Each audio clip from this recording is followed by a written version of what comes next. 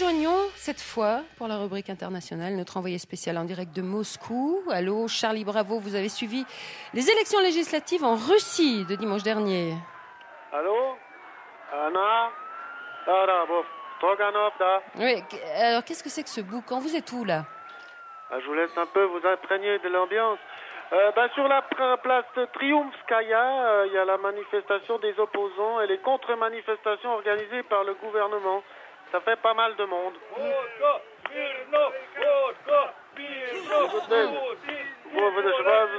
imprégnez de l'ambiance. Ouais, oh, ta gueule off. S'il vous plaît, on s'entend plus. Téléphone Skaya, Svisa, da, Anna Baishorova, da, spasiba, tovaric. On ne s'entend plus avec tous ces manifestants. La police a procédé à l'arrestation de nombreux opposants. L'armée est présente ainsi que les agents du FSB. Le FSB qui n'est autre que l'ancien KGB. Ils ont juste changé le nom. Ils ont remplacé le K par un F, le G par un S. Puis arrivé au B, puis ils en avaient un petit peu marre. Mais enfin, les méthodes sont plus ou moins les mêmes. Et oui, le parti Russie Unie est sorti gagnant des élections avec presque 50% des suffrages. Toutefois, en net recul par rapport aux dernières élections. Effectivement, la formation de Vladimir Vladimirovitch Poutine et Dimitri Anatolievitch Medvedev, si après les frères Bogdanov, est donnée gagnante avec une majorité de sièges au Parlement. Vladimir Poutine, qui a reçu cette semaine le prix Confucius de la paix, ce qui est l'équivalent chinois du prix Nobel de la paix. Prix Confucius de la paix, c'est vraiment n'importe quoi. Les Chinois, il n'y a pas, c'est quand même les rois de la contrefaçon. Ils ont fait toutes les montres et les téléphones portables, ils savent plus quoi copier, à part les prix Nobel. C'est seulement la deuxième année qu'ils décernent leur prix Confucius de la paix, ils sont déjà en train de débloquer. C'est vraiment n'importe quoi. Je crois qu'ils vont donner le Pulitzer à Raphaël Nadal. Oui, bon.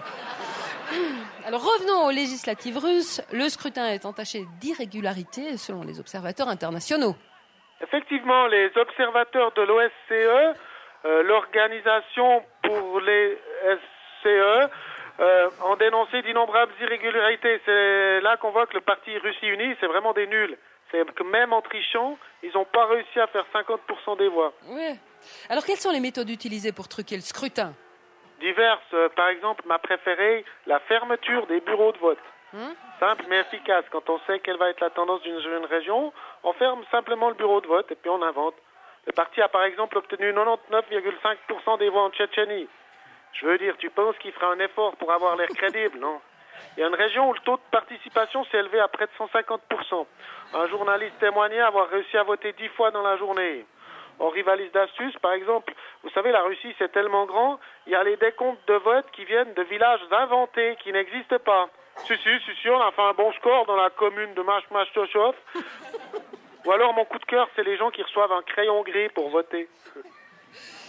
Bon, oui. On parle aussi de bourrage des urnes. Oui, il paraît qu'il y avait des urnes tellement bourrées qu'elles titubaient dans les locaux de l'administration, déversant leurs liasses de bulletins. Non, sérieusement, il nous manque Kloffenstein. Poutine, avec l'élection présidentielle en mars, peut espérer atteindre 17 ans à la tête du pays et s'attaquer au record de Brejnev qui tient toujours. Mais c'était une autre époque.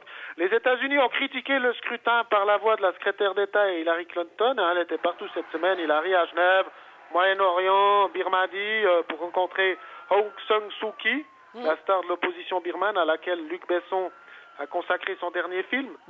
J'ai vu le film. Je me disais, c'est un film sur la vraie vie d'une personne qui existe vraiment. Luc Besson ne va pas encore réussir à faire un scénario débile. Si, il est incroyable. Donc je disais, les frères Bogdanov sont fâchés avec les États-Unis à cause du bouclier antimissile. C'est dire qu'entre les USA et la Russie, il y a comme un léger guerre froide. C'était Charlie Bravo pour la RSR en direct de la place Triumfskaya, Moscou. Charlie Bravo, alias Nathanaël Rocha et les autres, merci.